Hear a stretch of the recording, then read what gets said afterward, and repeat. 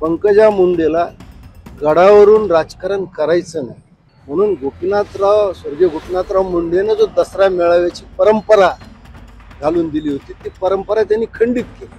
आज 10 वर्षानंतर अशी काय घटना घडली की गडाचे दरवाजे हे राजकारणासाठी उघडे झाले? हा माझ्यासमोर पडलेला एक फार मोठा प्रश्न। मला हा प्रश्न पडला की ज्या गडाने पंकजाला टाकलं, एकटं सोडलं आणि त्याच गडाच्या त्याच भगवान बाबाच्या लाखो लाख शिष्यांनी अनुयायांनी तिला तळहातावर उचलून घेतलं ना।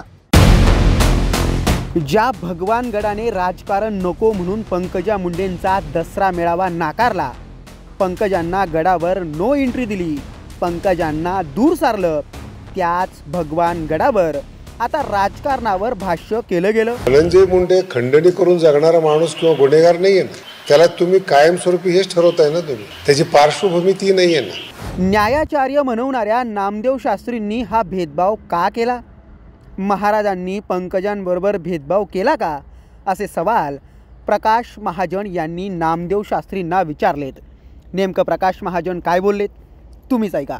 पहा, नामदेव शास्त्री हे डॉक्टरेट आहेत, ज्ञानेश्वरीवर त्यांचा फार गाढा अभ्यास आहे, स्वतःला न्यायाचार्य ही पदवी लावत आहेत। मला वाटतं की त्यांनी कुणाला पाठिंबा द्यावा, कुणाचं समर्थन करावं हा त्यांचा वैयक्तिक प्रश्न आहे, पण या निमित्ताने ते राजकारणात आले आणि राजकारणात आल्यामुळे मग काही वेळा स्तुती होईल, काही वेळा टीका होईल, या दोन्हीची त्यांनी तयारी ठेवली पाहिजे।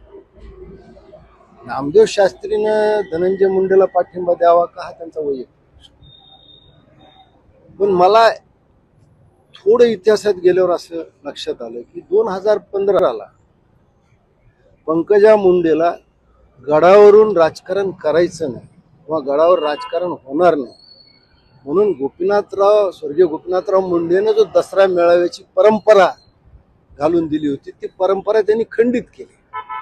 तर त्यांनी काय सांगितलं की गडावरून राजकारण करायचं। आज 10 वर्षानंतर अशी काय घटना घडली की गडाचे दरवाजे हे राजकारणासाठी उघडे झाले? हा माझ्यासमोर पडलेला एक फार मोठा प्रश्न। मी त्या सगळ्या गोष्टीचा साक्षीदार आहे। म्हणजे 2015ला पंकजाला कसं गडाच्या पायथ्याशी घ्यावा लागला, मग तिथं काही गोष्टी झाल्यावर 2016ला तिनं पुन्हा कसं सावरगावी संत भगवान बाबाच्या जन्मगावी मेळावा घेतला आणि तिथे ती परंपरा चालू आहे।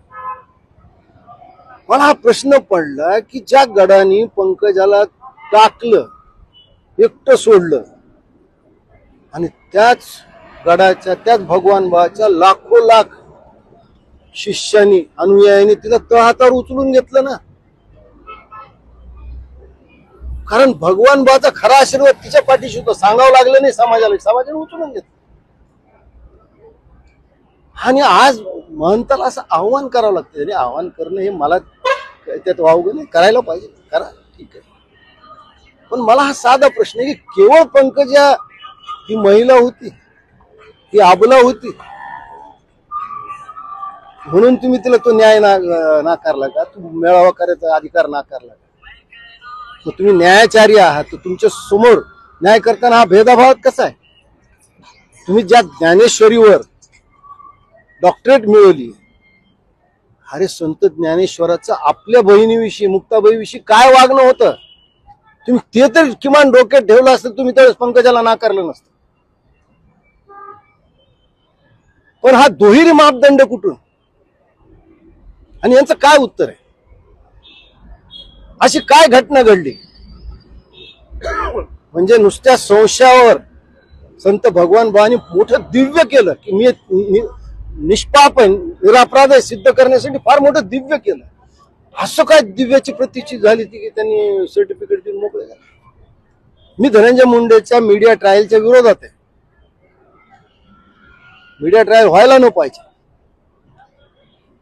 जे काही आहे आपल्याकडे संवैधानिक मार्ग आहेत, न्यायालय आहे, तुम्हाला मुख्यमंत्री आहेत, त्यांचे पक्षाचे नेते आहेत, त्याच्याकडे तुम्ही तक्रार करू शकता, कायदेशीर सिद्ध करू शकता।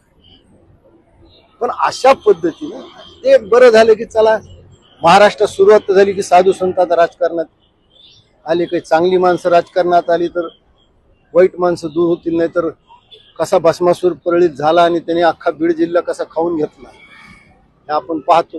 मग या भस्मासुराचा जन्मदाता कोण आणि त्याला या पापापासून सुटका आहे का, हा माझा दुसरा प्रश्न.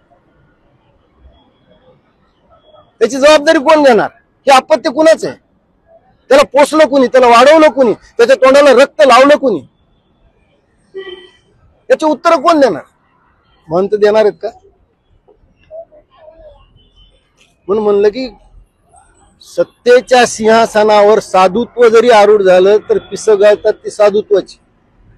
आता त्यांनी पावलं टाकली राजकारणात, लगेच पिसगळून पडली.